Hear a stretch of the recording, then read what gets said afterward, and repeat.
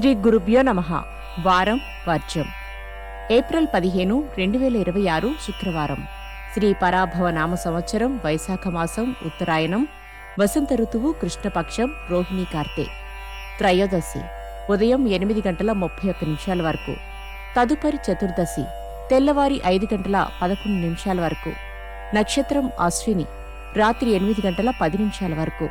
వర్జం తెల్లవారి 4:41 నుండి ఉదయం 6:07 వరకు. మరలా సాయంత్రం 4:34 నుండి సాయంత్రం 6 గంటల వరకు. దుర్ముహూర్తం ఉదయం 9:11 నుండి ఉదయం 9:03 వరకు. మరలా మధ్యాహ్నం 12:29 నుండి రాత్రి 1:21 వరకు. శుభ సమయం ఉదయం 6:30 నుండి 7:30 వరకు. రాహుకాలం ఉదయం 10:30 నుండి 12 గంటల వరకు. ద్వాదశ రాశుల వారు ఈరోజు చేసుకోవాల్సిన పూజలు. కనకధార స్తోత్రం చదవండి. ద్వాదశ రాశులు. మేషరాశి. ముక్కు మీద కోపాన్ని అదుపులో ఉంచుకోవాల్సి ఉంటుంది.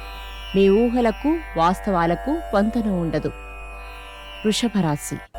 బంధువులతో ఏర్పడిన వివాదాలు పరిష్కార దశకు చేరుకుంటాయి. తృప్తే జీవితంలో ముఖ్యమైనదని గుర్తిస్తారు. మిథున రాశి. నూతన విద్యలపై ఆసక్తిని చూపుతారు. భాగస్వామ్య వ్యాపారాలలో స్వల్ప లాభాలు పొందుతారు.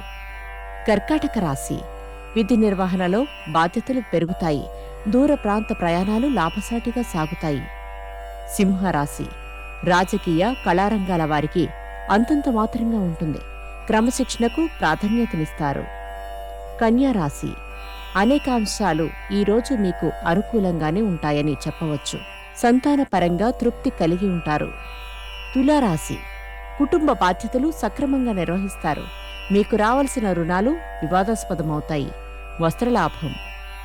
వృశ్చిక రాశి. కోర్టు కేసులు ఓ కొలిక్కి వస్తాయి. నిపుణులతో కలిసి ఆలోచించి నిర్ణయాలు తీసుకోవడం అన్ని విధాలా శ్రేయస్కరం.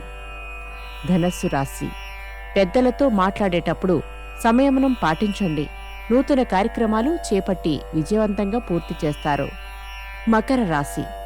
తొందరపాటు మాటల వల్ల సన్నిహితులను దూరం చేసుకునే సూచనలున్నాయి. సాంకేతిక విద్యావకాశాలు లభిస్తాయి. కుంభరాశి. గృహ వ్యవహారాలు సాఫీగా పూర్తి చేస్తారు. కాంట్రాక్టులకు సంబంధించిన ఒప్పందాలు కుదుర్చుకుంటారు. మీనరాశి.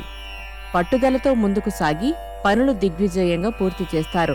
ఆర్థిక వ్యవహారాలు ఆశాజనకంగా సాగుతాయి. నమస్కారం.